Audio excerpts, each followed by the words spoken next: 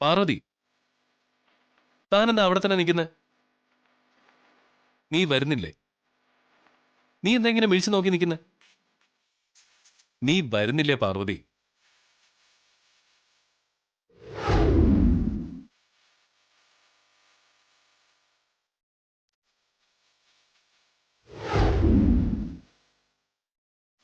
പാർവതി, എന്താ എന്താ നിന്റെ പ്രശ്നം? നീ എന്താ വരാതെ അവിടെ തന്നെ നോക്കി നിൽക്കുന്നേ? നിന്റെ പ്രശ്നം എന്താന്ന്? ഓ, അവിടെ എന്തായിരുന്നു ഞാൻ കണ്ടത്? ഓ, അതാണല്ലേ ഈ ഗൗരവത്തിന്റെ കാര്യം. എനിക്ക് തോന്നി. എന്നാലും നിന്റെ നാവുകൊണ്ട് താൻ തന്നെ അത് പറയട്ടെ എന്ന് കരുതിയ ഞാൻ പറയാതിരുന്നത്. എന്തായിരുന്നു അവിടെ? പാർവതി, നീ കഥയും രംഗഭാഷയും ഒരുക്കിയ നാടകത്തിന്റെ അഭിനേതാവായിരുന്നു ഞാൻ. നീ പറഞ്ഞു ഏൽപ്പിച്ചതിനേക്കാൾ ഗംഭീരമായിട്ട് ഞാൻ അഭിനയിച്ചു, അത്രേ ഉള്ളൂ. ഒരു കുത്തു വെച്ചെന്നുണ്ടല്ലോ, സാറിന്റെ ഈ അഭിനയം കണ്ടിട്ട് എനിക്കെന്റെ പെരുവിരൽ മുതൽ പെരുത്ത് കയറുമായിരുന്നു. അടുത്തേക്ക് വന്നിട്ടേ അവക്കിട്ട് ഒന്ന് പൊട്ടിച്ചാലോ എന്ന് വരെ കരുതിയതാ. പക്ഷേ അങ്ങനെ ചെയ്താ നമ്മുടെ പ്ലാൻ എല്ലാം പൊളിയുമല്ലോ. അതുകൊണ്ടാ കയറി വരാതിരുന്നത്. ഇല്ലെങ്കിലേ ഇന്നവൾ എന്റെ കൈയുടെ ചൂടറിഞ്ഞേനെ. ദേ, ചിരിക്കണ്ട ചിരിക്കണ്ട. അവസരം കിട്ടിയ സ്വയം മറന്നങ്ങ് അഭിനയിച്ചോണം. അവിടെ മുഖം കണ്ടിട്ടേ അവള് ജിതിനെയും വിനയനെയും ഒക്കെ വിട്ടിട്ട് സാറിന്റെ ഒപ്പം വരുമെന്നാ എനിക്ക് തോന്നുന്നത്. ഗാർഗിയുടെ ജീവിതം രക്ഷിക്കാൻ പോയിട്ട് ഒടുവിൽ എന്റെ ജീവിതം നശിക്കുമല്ലോ എന്റെ ഈശ്വര. താൻ വേഗേ ബൈക്കിൽ കയറും. ഓരോരുത്തര് സാറിനെ പൊക്കിക്കൊണ്ടുപോവാൻ നിൽക്കുക. പക്ഷെ എത്ര ഭൂലോക സുന്ദരിമാര് വന്നാലും എന്റെ സാറിനെ ഞാൻ ആർക്കും വിട്ടുകൊടുക്കില്ല. താൻ കേറിക്കേ. നമ്മുടെ പ്ലാനെല്ലാം വിജയിച്ചു അല്ലേ? വിജയിച്ചു. റിയ പറഞ്ഞതെല്ലാം ഫോണിൽ റെക്കോർഡ് ചെയ്തിട്ടില്ലേ? സമയം വരുമ്പോ എല്ലാം വിനയെ കാണിക്കാം. എന്നാ താൻ കേറ്, വാ.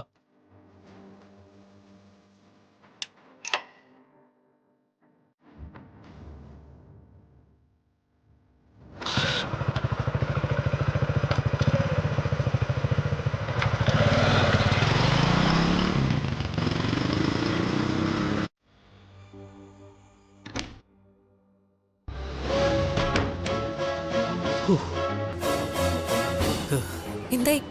കാര്യം നടന്നോ? വിനയ് തീർത്തോ? ഇല്ല റിയ, സംഗതി പാളിപ്പോയി. അവനെ ഒന്നും ചെയ്യാൻ പറ്റിയില്ല. എന്തു പറ്റി? അവനെ തീർത്തിട്ട് വരുന്നു പറഞ്ഞല്ലേ ജിതിൻ പോയത്? എന്താ അവിടെ സംഭവിച്ചത്? അവിടെ വേറെ ആരെങ്കിലും ഉണ്ടായിരുന്നോ? അതോ ജിതിൻ അവനോട് എതിർത്ത് നിൽക്കാൻ സാധിക്കാതെ വന്നോ? ഞാൻ ചെന്ന് കയറുമ്പോ അവിടെ ആരും തന്നെ ഉണ്ടായിരുന്നില്ല. ഞാൻ പടികൾ കയറി വിനയുടെ റൂമിലെത്തി. അന്നേരം വിനയ് നല്ല ഉറക്കത്തിലായിരുന്നു. അവന്റെ മുഖത്ത് തലയണ അമർത്തി അവനെ ശ്വാസം മുട്ടിച്ച് കൊല്ലാന്ന് കരുതി ഞാൻ അവന്റെ മുഖത്ത് തലയണ അമർത്തി. അവൻ ശ്വാസം മുട്ടി ചത്തില്ലെന്നുള്ള ഒരു ഘട്ടം വരെ എത്തി. പെട്ടെന്ന് അവിടേക്ക് വിശാല് കയറി വന്നു. എന്നിട്ടെന്താ, അപ്രതീക്ഷിതമായിട്ടുള്ള വരവായിരുന്നില്ലേ അവൻ്റെത്. അതുകൊണ്ട് എനിക്ക് പെട്ടെന്ന് അവനോട് പിടിച്ചു നിൽക്കാൻ കഴിഞ്ഞില്ല. ഇടയ്ക്ക് ഞാൻ എൻ്റെ കത്തി എടുത്തെങ്കിലും ഞാൻ ആ ശ്രമം ഉപേക്ഷിച്ചു. അവിടുന്ന് ഞാൻ ഓടി രക്ഷപ്പെട്ടു. നീ കാണിച്ചത് വലിയ മണ്ടത്തരായി പോയി. തനിച്ച് കിട്ടിയ അവസരം ഉപയോഗിച്ച് രണ്ടിനെ തീർക്കണമായിരുന്നു. വിശാലിനെ കൂടെ കൊന്നിരുന്നെങ്കിൽ അത്രയും നല്ലതല്ലേ?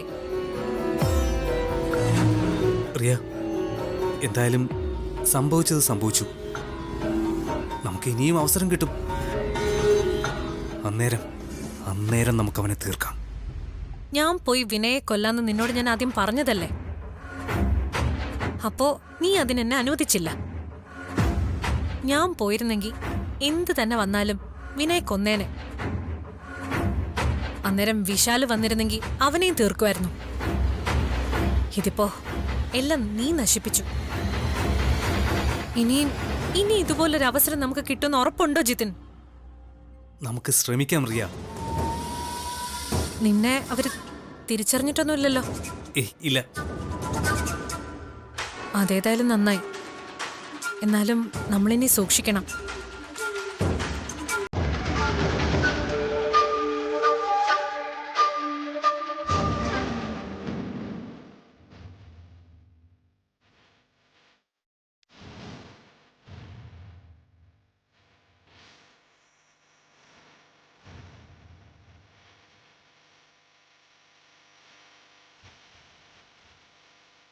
എന്റെ ഉദയനൂരമ്മേ, പ്രിയ ഞങ്ങളുടെ ജീവിതം നശിപ്പിക്കല്ലേ.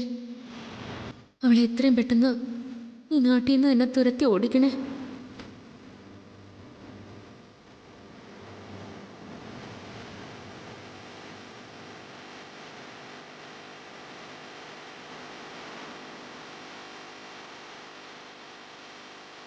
എന്താണ്?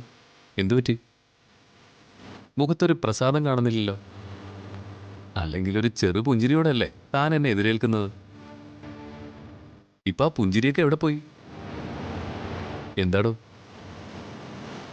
വൈകുന്നേരത്തെ ആ പരിഭവം ഇനിയും മാറിയില്ലേ? അതുകൊള്ളാം. അവിടെ വെച്ച് എല്ലാം പറഞ്ഞു തീർത്ത് സന്തോഷമായിട്ടല്ലേ താൻ ബൈക്കിൽ കയറിയത്?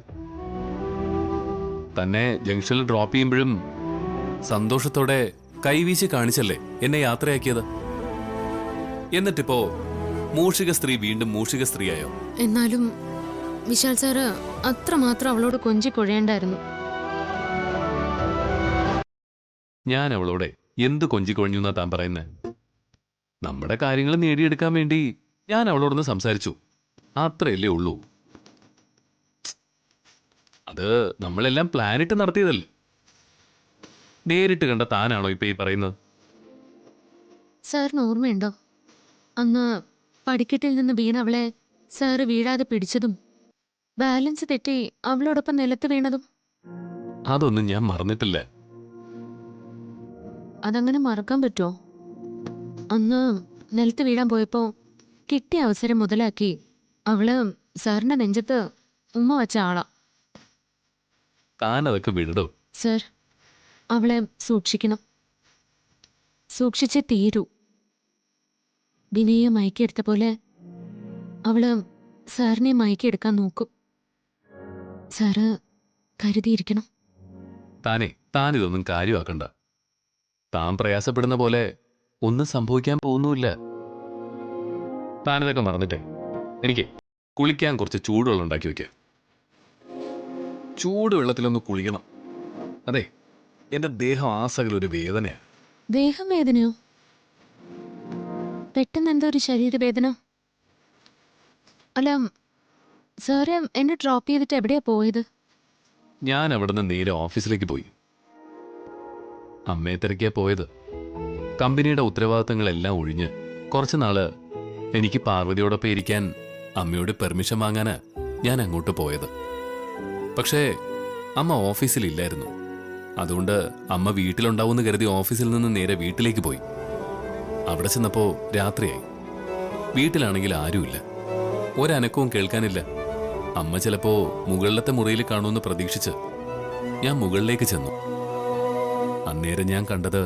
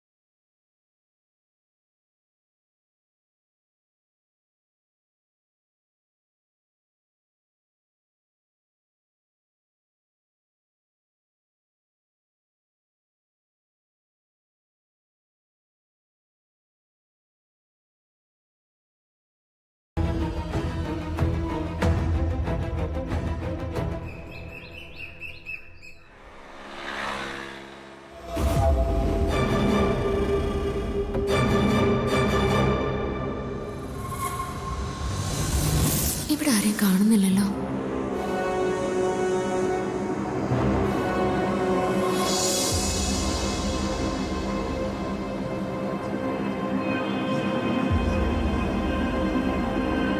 ഓ, നീ വന്നോ? എന്നോട് HR മാനേജർ ഇവിടെ വരാൻ പറഞ്ഞു. മാനേജരോട് ഞാനാ പറഞ്ഞത് നിന്നെ ഇങ്ങോട്ട് അയക്കാൻ. ഇന്ന് നിന്റെ ജോലി ഇവിടെയാണ്. അതായിരുന്നു പ്ലാൻ അല്ലേ? ഡി, നീ വാ. നീ ചെയ്യേണ്ട ജോലി എന്താണെന്ന് ഞാൻ പറയാം. വാ.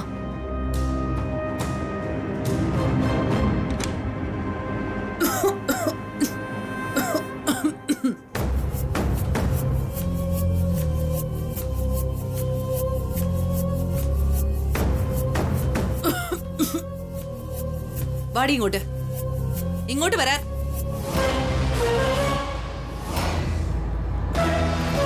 ദേ, ഇതാണ് നിനക്ക് ക്ലീൻ ചെയ്യാനുള്ള മുറി. പാർവതി, ഇന്ന് വൈകുന്നേരത്തിനുള്ളില് ഈ മുറി മുഴുവൻ അടുക്കും ചിട്ടയോടും കൂടി വൃത്തിയാക്കി വെക്കണം. ആ, എന്നാ തുടങ്ങിക്കോ.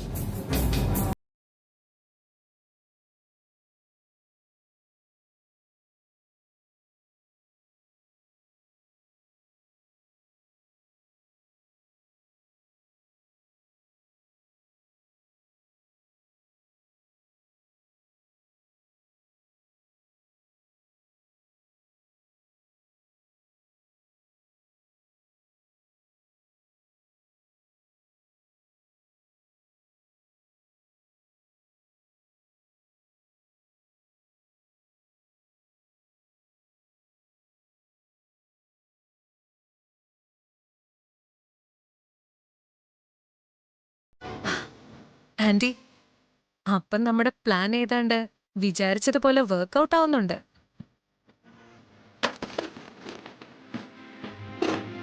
അവള് അവിടെ കിടന്ന് പണിയെടുക്കട്ടെ. അതിനിടയിൽ ഞാൻ പതുക്കെ പോയി വാതിലുകളും ജനലും ഒക്കെ ശബ്ദം ഉണ്ടാക്കാതെ പുറത്തുനിന്ന് അടയ്ക്കാം. അവള് പെട്ടെന്നൊന്നും പുറത്തിറങ്ങണ്ട, അവിടെ തന്നെ കിടക്കട്ടെ. മരണഭയം എന്താണെന്ന് അവൾക്കിന്ന് ഞാൻ കാണിച്ചു കൊടുക്കും.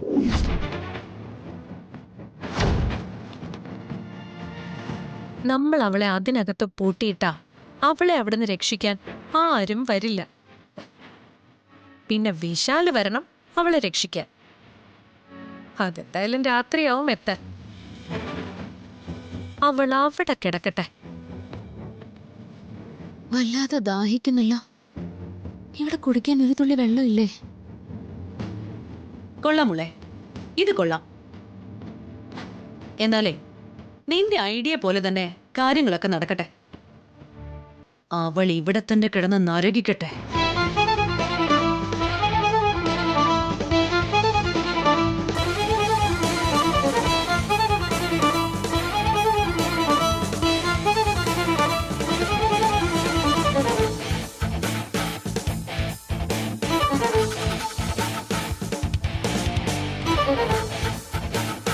എന്തായാലും കുറച്ച് വെള്ളം കുടിച്ചിട്ട് വരാം. വാ.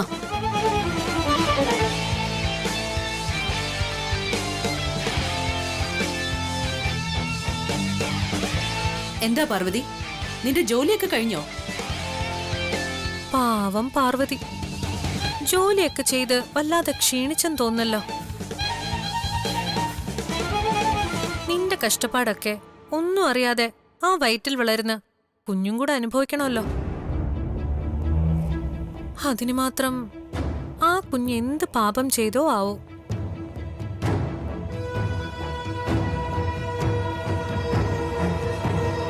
എന്റെ പൊന്നുറിയെ, ജോലി ചെയ്ത് കഷ്ടപ്പെട്ട് നടുപൊടിഞ്ഞു നിൽക്കുന്ന പാർവതിയെ നീ ഇങ്ങനെ ഓരോന്ന് പറഞ്ഞ് വിഷമിപ്പിക്കല്ലേ കേട്ടോ. അമ്മേ, കുറച്ച് വെള്ളം തരുമോ? അയ്യോ പാർവതി, നീ വല്ലാതെ തളർന്നല്ലോ. ദാഹം തോന്നുന്നുണ്ടോ? ദേ, ദാഹം മാറ്റാനല്ലേ ഞാൻ ഈ വെള്ളം കൊണ്ടുവന്നത്. നിനക്ക് തൊണ്ട നനയ്ക്കാനായിട്ട് ഇത്തിരി വെള്ളം തന്നില്ലെങ്കിൽ അത് മഹാപാപമല്ലേ. ദാ, നീ ഇത് കുടിക്ക്. ആ, അതെങ്ങനെയാ? പണി മുഴുവൻ തീർന്നില്ലല്ലോ. ആദ്യം പണി തീർക്ക്, എന്നിട്ട് വെള്ളം തരാം. അമ്മ, എന്റെ തൊണ്ട വരണ്ട് പൊട്ടുവാ. ശരീരം വരയ്ക്കുന്നുണ്ട്. കുറച്ച് വെള്ളം തരുമോ? ദേ, ഇവിടെയൊക്കെ മാറാലെ ഇരിക്കുന്നു. ആദ്യം ജോലി നടക്കട്ടെ പാർവതി.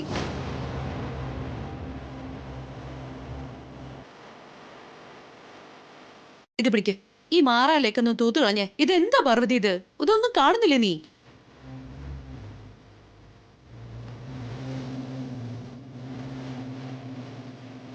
ദാ, ജോലി തീർക്ക്.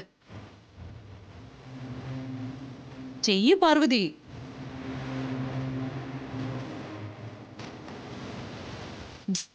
എന്താ പാർവതി, നീ ഇതൊന്നും കാണുന്നില്ലേ? ജോലി ചെയ്യ പാർവതി.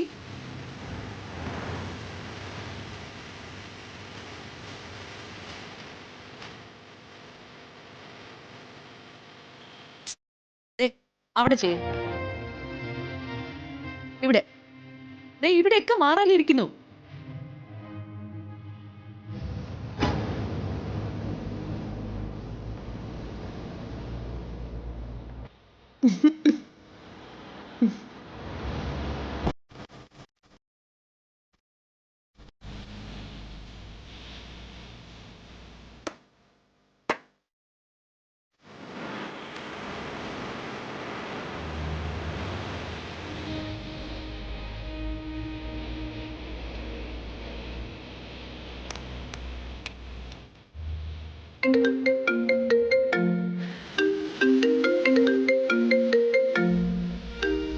ഇതിന് വല്ല പ്രധാനപ്പെട്ട കോളുമായിരിക്കും.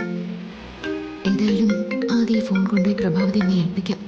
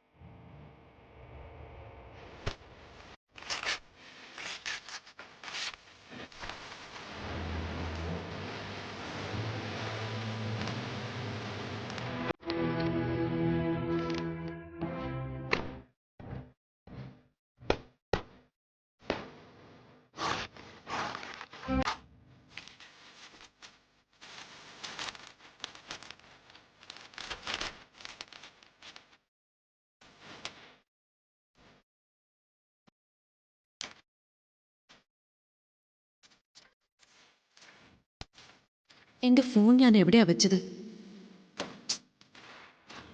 ആ ഫോൺ മിസ്സായാൽ കുഴപ്പമാവും. അത് വേറെ ആരുടെയും കയ്യിൽ കിട്ടാൻ പാടില്ല.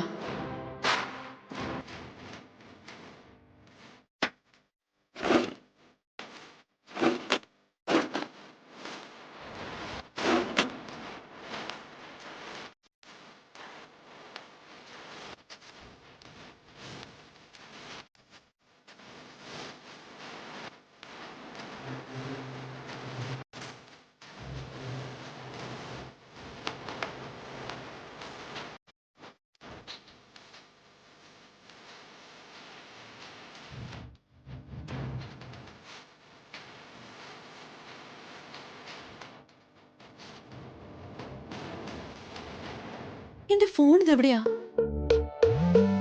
അവളെയും കാണുന്നില്ലല്ലോ.